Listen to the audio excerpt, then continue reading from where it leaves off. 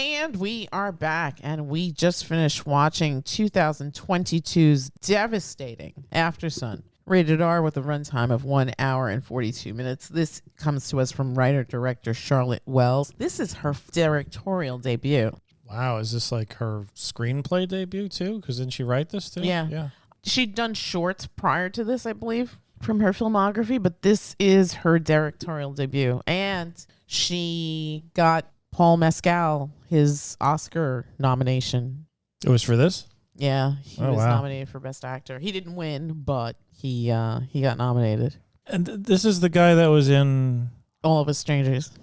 Because I don't know, for some reason, I thought he looked totally different. He does. Here, he looks very different from there. Yeah. I don't know. It just, I couldn't reconcile. Like, did his face change or something? No, it's the same face. The hair is completely different, but maybe that was it.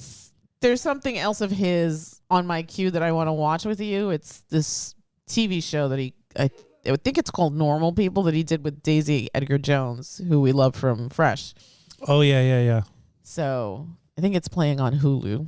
But yeah, we got to watch that. It's a series, though, but it's like a UK series, so it's like a limited thing. It's like 4 episodes or something.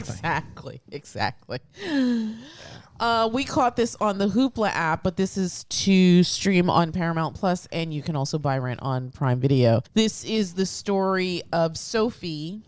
Young Sophie is played by Frankie Corio, and older Sophie is played by Celia Rowlson-Hall. The younger Sophie is just magnificent. It felt sort of like slice of life, right? Like the scenes in the past when Calum and Sophie are on vacation together.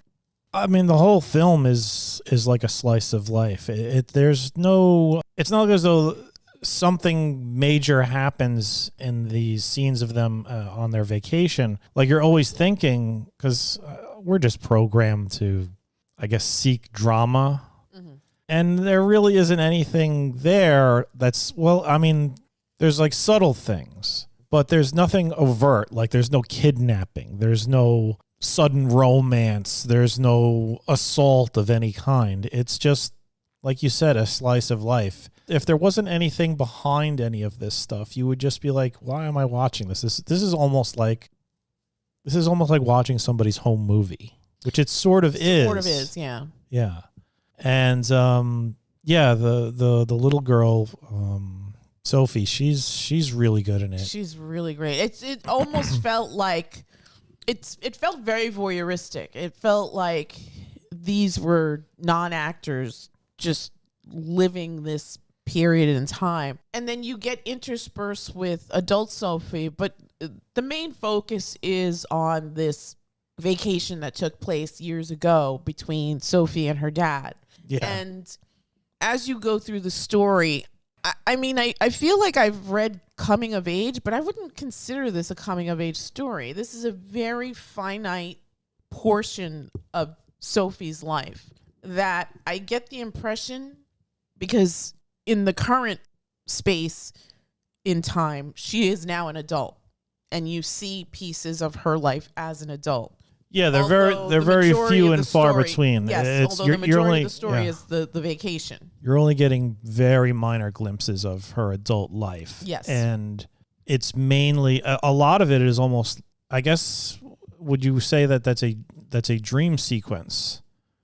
The rave situation? The rave, yeah. Yeah, I think for sure that's symbolic of something. So, yeah, even that, I would say half of adult Sophie's life is in that, which... There's no dialogue in that. It's just strobing lights and people dancing, and you're wondering what is going on. You see glimpses of something, yeah. You see glimpses of something, but nothing concrete. Yeah. Well, until the end. Even then, it's nothing. Yeah, you don't it's nothing concrete. It's clearly like a dream or a metaphor for something that has happened. Yeah. Or yeah. I guess let's start from the beginning. So again, the story is told without much preamble. I think the first sequence of shots is sort of like this. It's sort of like a home movie, but it's sort of like in bad shape. It's not like a very clear. Well, it's the first thing you're seeing is VHS tapes being played back, Right. And VHS tapes Don't hold up especially well. now they're not meant to last forever. Right. They start de-resing after a while, and you get all those like artifacts, and you hear when she's playing it, you hear the classic noises that we all grew up with. Yeah.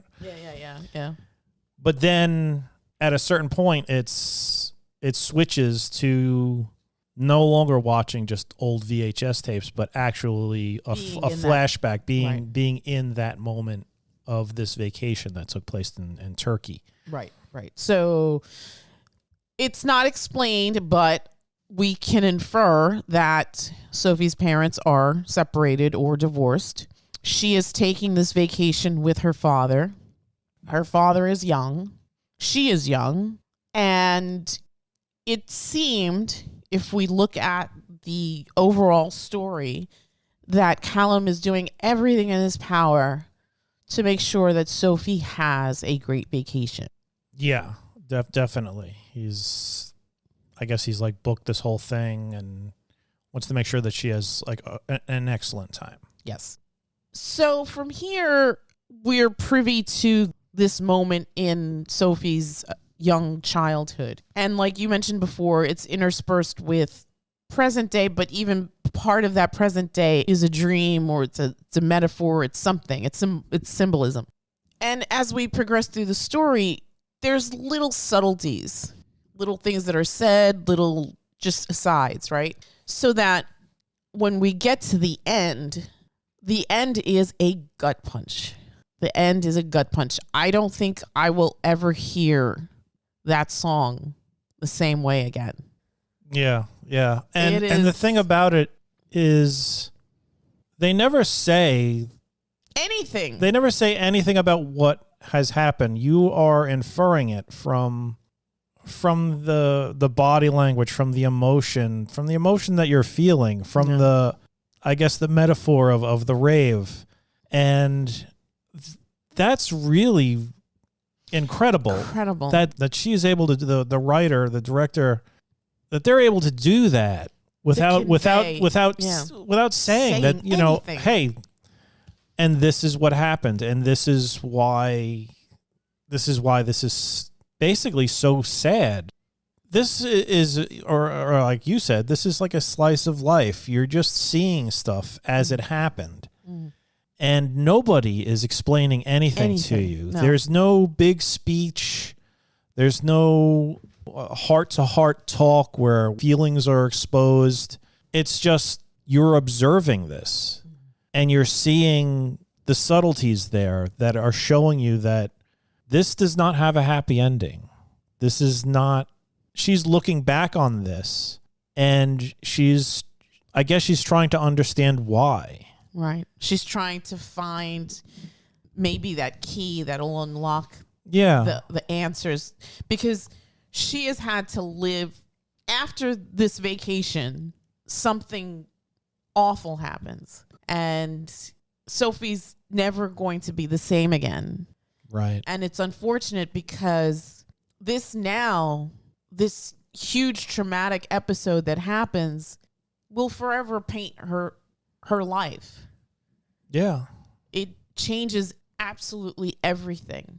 Who she is, who she becomes, all of that is now clouded by this absolutely gut-wrenching event in her life. Yeah. And I mean, it's really amazing storytelling to do that. Right. Without saying anything, by just giving you enough context and enough, like, I guess for lack of a better word, clues. And I guess it touches you more because as you're seeing the vacation progress, you're seeing they have a really nice relationship, the father and daughter. There's no real strain. I mean, there is one bit where they have a bit of an argument. Right. But it's not devastating. It's just sort of, I'm getting older and I want to do some stuff, but it also hints at what's going on with Calum's character. And I mean, that, I don't want to say clever because it's like clever, you're like thinking, oh, well, that's happiness. Not But here. no, nothing is happy. It just leaves you so profoundly sad. Like this movie, it hits you on such an emotional level, and that's amazing for something that doesn't really have any kind of, I guess, drama in it. It's just life. It's just somebody remembering, and you're along for this ride, and it's sort of like the train pulls into the station for the ride you're going to take, and it's just the train just says you're going to be sad. Yeah. And that's it. Yeah. Yeah. It's funny because I feel like we're dancing around the event, and I mean, we should probably just give our numbers and then just talk about really, it really deep dive real. on it, because I feel like this is the type of movie you don't want to know much about. I'd heard about this film. I actually knew what was going to happen, but I still wasn't prepared for it. I had no idea. Yeah, I wasn't prepared for it. And when it happens, I felt my stomach just drop in that moment. But the thing is like, for me, it didn't feel like there was a moment. It was just this is the end. Yeah. Like the goodbye in the airport. I mean, and then he walks down that hallway. Yeah. And yeah, you just know. Yeah. That's amazing that you just know. Right. Well, there are some, okay, you know what? We can't talk about the subtleties unless first let's give our numbers, because I think that in addressing the subtleties, then you get the bigger picture, I feel like, of what's going on, because there are little things interwoven into the story that like, oh, that's interesting. Oh, that's interesting. At one point you turned to me and you were like, is he like terminal or something? Mm-hmm. Yeah. And I was like, just keep watching. All right. So Paul Mescal was just triumphant. I was completely just. He's really good. Really, really good. He's really good, but he is not the point of view character. He isn't. He is not. He is something that is being observed by the point of view character. Yes. So I would say, as far as the performances go, it's Sophie's movie. No, absolutely, it's Sophie's movie for sure. She is. But he gives such yes a beautiful performance, because in the light you see one side of Calum, but in the dark you see another. And he got a nomination for Best Actor. It was a tough race. Colin Farrell was nominated for The Banshees of Inisherin, Bill Nighy for Living, Austin Butler for Elvis, Paul Mescal for Aftersun, and of course the winner was Brendan Fraser for The Whale. So he put on like this magical performance, because he's doing so much without you even noticing, I feel like. And I think that is also just really well done. But of course, and we say this a million times on this podcast, if you don't have a good story, you don't have a good film. I think so much praise has to be given to Charlotte Wells, because this is just, I'm speechless, because I feel like, to your point, the way this story is told isn't like anything I've ever seen before. I mean, it has elements of things that I've seen, the flashback, the use of media to kind of move the story along, and then just these areas of symbolism or dreams or whatever they are.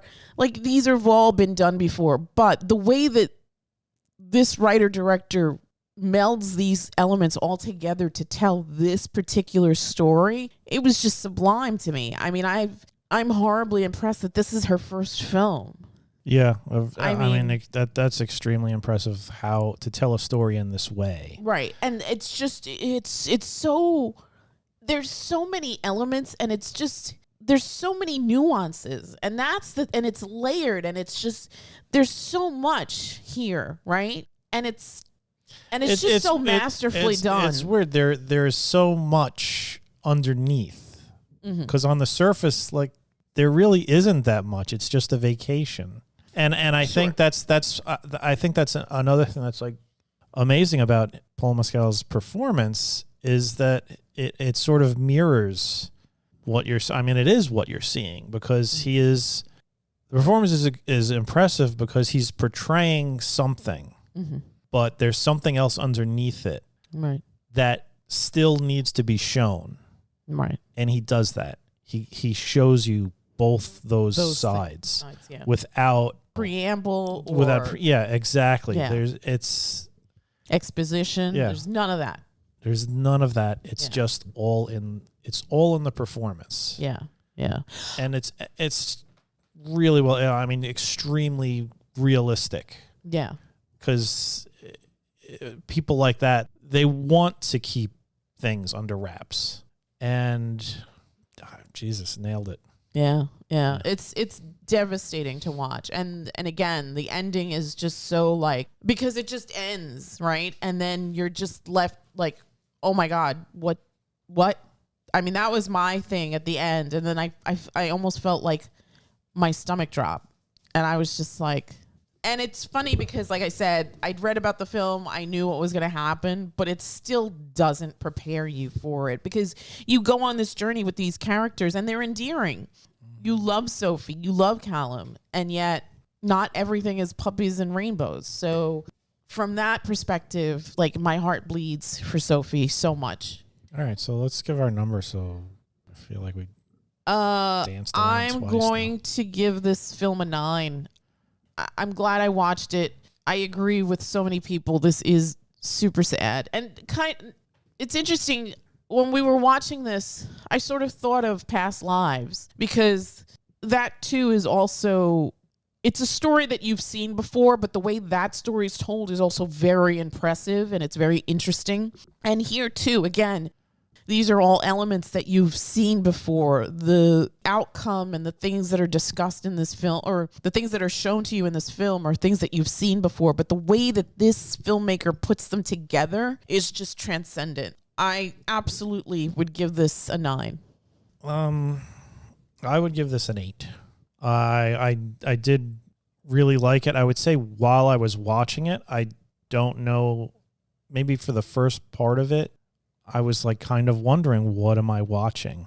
Because it is like a home movie. Mm-hmm. It is a story where, okay, father and daughter are on vacation, but my mind is so programmed, it's sort of like, well, when's the daughter getting kidnapped? Or when's the evil stepmom going to show up? Or something like that. Mm-hmm.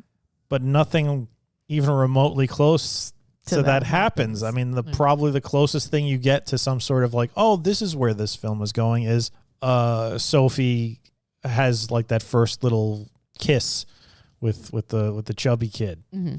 And you're kind of, or any interaction she has with the other kids on the tour group, because you're always worried, what they're drinking. Oh my goodness. Yeah. But it's not that. No. This isn't that kind of movie. So it's like I said, and it very good for how it tells the story. And like I said, the story. I mean, this really hits your emotions. Yeah. Or at least it did for me. Yeah. But if you're going to the movies to see the kind of movie that I was expecting, you're going to be wildly disappointed. Yes, because it's not that. It's not some it is Taken Part 2. Yeah, no, it isn't. It isn't that. Hone his skills to find his daughter. No, none of that. It's not Taken Part 2. It's not some horny teenage comedy. It is none of these things. None of these things. I'm not going to just blanketly endorse this film for everybody to go see, because a lot of people just not for everybody. They're not gonna get anything out of it. Mm-hmm. For those that will, it's gonna knock you on your ass. Yeah, just in like the subtlety, and just by the end. Honestly, by the end, I'm like, why am I so sad?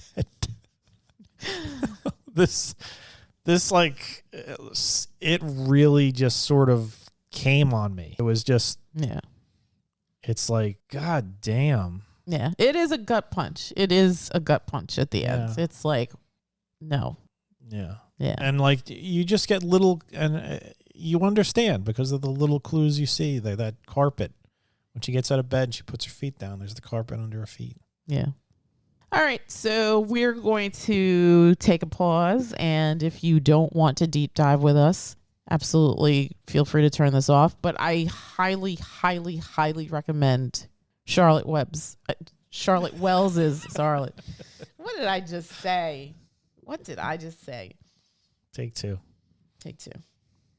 So if you don't want to listen, please feel free to pause or say goodnight and move on. But for anybody that wants to stick around and deep dive with us, we will do that. But before we do, I want to absolutely recommend Aftersun. It is just miraculous storytelling. Writer-director Charlotte Wells is amazing. I can't wait to see more things from this director. And hopefully maybe something a little different. But, I mean, if these are the stories that Charlotte tells, then I'm on board with it. So, All right. So we're going to deep dive on this now. I think that, again, I think at some point I heard it as a coming of age story, but I didn't get that from watching this. It felt very slice of life. It was, I would say on the surface, you could believe that it was a coming of age story. Kind of. But it's not. Like the only coming of age moment is the kiss. Is the first kiss with the little boy. Yeah. But that is like such when she's hanging out with all the other teenagers and they're drinking and smoking. That's part of it. Yeah. In a coming of age story, it always culminates with that milestone moment, the first kiss. Sure. But that's like a footnote. No, that's here, just something that happened to happen during this vacation. Yeah. And it's not the focal point at all or the purpose of us watching this. Mm-hmm.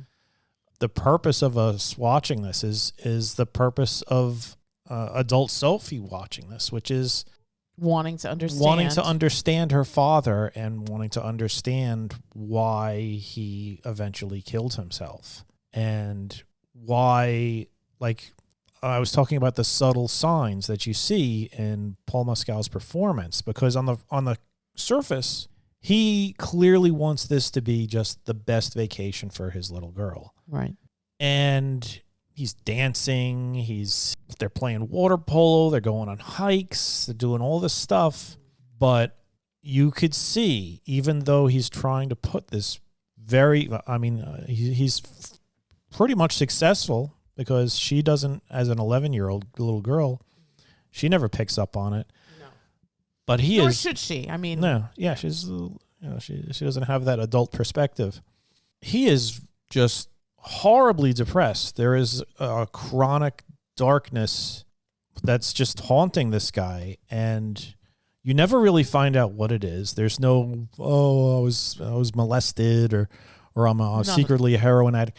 Nothing like that. It's just this dark depression that you see in the corners when they're together, or like he speaks to somebody else for a moment, or there's a couple of moments where he's alone, and then that's probably the only time that like it actually is really shown, like that one bit where he's crying.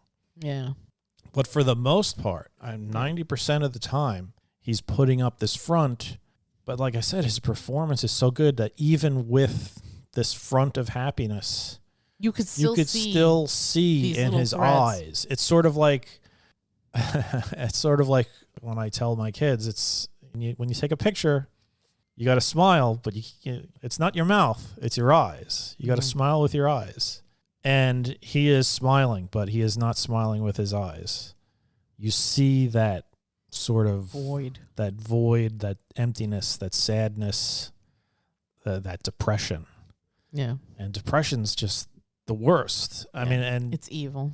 It's horrible because a lot of times you just don't know why. Right. You just have this absolute self-loathing. Yeah. And on top of that, you're in this situation that you want. You want your little girl to be happy. You want to give her this fantastic trip, this amazing vacation, make memories with her, father and daughter. You know, think about me in a good way. When you remember me, think about happiness. Mm-hmm. And inside, it's just eating you. Right. There's that scene, I forgot what context it was in, but he turns and he says, because he turns 30 during this trip. Yeah.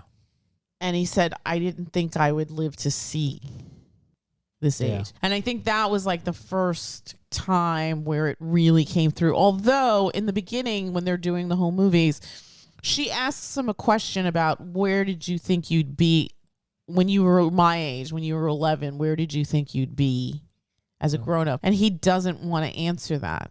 Yeah. And then there's another scene where they're talking and he asks her to turn the camera off. Mm-hmm. It was something that he didn't want to, I guess, have recorded. So there's little subtleties, but I think the big one is obviously towards the end when you see him just breaking down and crying. Right. Yeah, that's probably the big moment, but there are other more subtle things prior to that. Sure. Yes. You know, when he buys the carpet and he's just like laying on it in that dark little room, or when he doesn't want to do karaoke with her, which leads to the little tiff that they have. Right.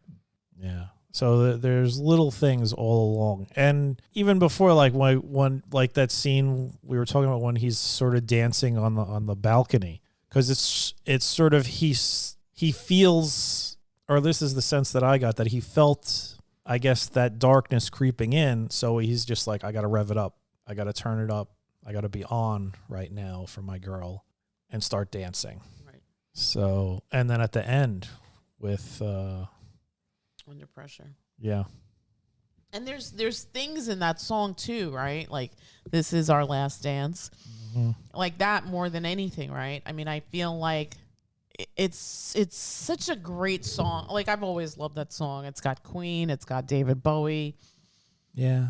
I mean, just like the song itself, like there's the terror of knowing what this world is about, watching some good friends screaming, "Let me out." Yeah. And it's like, just like, it's devastating, right? I mean, that line is like, what? Can't we give ourselves one more chance? Why can't we give love that one more chance? Why can't we give love, give love, give love, give love? Because love's such an old-fashioned word, and love dares you to care for the people on the edge of the night. And love dares you to change our way of caring about ourselves. This is our last dance. This is our last dance. This is ourselves. Yeah. I mean, what a perfect song. Absolutely. Yeah. And I mean, and the way they keep like going back to that rave too, because it's a rave, strobing lights, people dancing, mm-hmm. people having fun. Mm-hmm. But at the same time, it's so dark and confusing, and you don't really know what you're seeing. You don't really know what you're seeing. There's a flash, his face looks happy, a flash where he looks like he's in pain. Yeah. It's just this confusing morass, and that too is just like a great visual metaphor for exactly what this man is going through. Right. Because in a moment it could change from this jubilant euphoria celebration to just, where am I? I'm confused. This is terrible. Gone. Right. And she's trying to like hold on to him. I was just going to mention that, like, at the end when they intercut the scenes of her on the vacation as a young girl dancing with her father, and then in that sequence of the rape, it's almost like she's screaming at him, and then she throws herself on him, on his back, and just is like holding on to him. I can't imagine the devastation, especially as a young kid, to have to bury a parent. I mean, as a parent, I certainly don't want to outlive my kids, but I can't imagine that hurt that they would have to experience. And especially for someone so young. She says in the beginning, I just turned 11. 11 isn't a Right. long time to be with your dad. No, and especially in the situation that she was in where their parents were clearly not together Not together, anymore. right. So she probably sees him occasionally. Yeah. She has no clue. So it's not like she would have had any kind of insight into his inner turmoils. And it seems like adult Sophie is trying desperately hard to understand and reconcile her memories of the father that she knew with the man that she didn't know. And now that she is married with a child, I think it becomes even more important to her to understand this, because maybe she thinks, I don't want to do this to my family, right? Or whatever she's thinking. Maybe she's not even thinking that. Maybe it's just coming to terms with this event that happened. But the sad part about that is that she's reliving all of this again. And so it's almost like she's losing her father a second time. Yeah, I think maybe in my mind she's trying to see if there was something there, and maybe she's worried that that's within her as well, because now she has a child. Right. And if she does, or she's not going to want to put her kid through that. Right, right. And maybe if she understands her dad's situation, maybe she could stop it. Depression's just a terrible thing. I mean, like I said, sometimes you don't even know why. Yeah. It's just there. It's just like this blanket over you. Yeah. Yeah, and we're pairing this with a movie that's completely not even in the same realm. But this is Father's Day. It was Father's Day weekend, and I wanted to do a film about dads. I didn't realize how sad Aftersun was going to make me, but Yeah, I this think, isn't a Father's Day movie. yeah, it's not a Father's Day movie, but it is about a father. And I think it's important to talk about these things too, because to your point, depression's a bitch. And when she gets her claws in you, some people know how to manage that and some people don't. In Calum's case, unfortunately, it got the better of him. And I think it's important to show these things, to highlight these stories, because like my dad used to say, there's millions of stories out there, and unfortunately they're all true. And we don't know the struggle that some people face because they put on a brave face.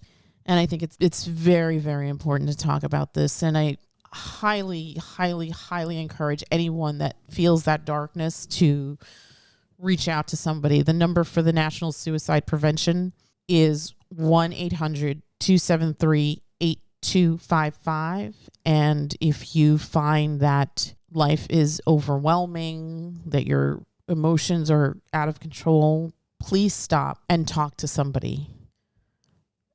You matter, and you will leave a big hole if you go away. So please don't go away, and talk to somebody and know that you're loved. Again, if you have these thoughts, or if you know someone who's struggling, please encourage them to call the National Suicide Prevention Lifeline, which is 1-800-273-TALK. That's 1-800-273-8255. Everybody deserves to be here. And I get it. Life is tough sometimes. It is. And sometimes it's very overwhelming. But there are resources. There are people that care. And just talk to someone. Try to get that help. Know that you matter, that you're important. Mm-hmm. Don't become that hole in that little girl's life. Yeah. All right. And on that note, happy Father's Day to all the dads out there, to all the dads doing the hard work and being exceptional men and raising exceptional children. We salute you. To everyone out there who's missing their dad, I see you, and I send my love to you. And that's it from us, and we will bid you all a Good night. good night.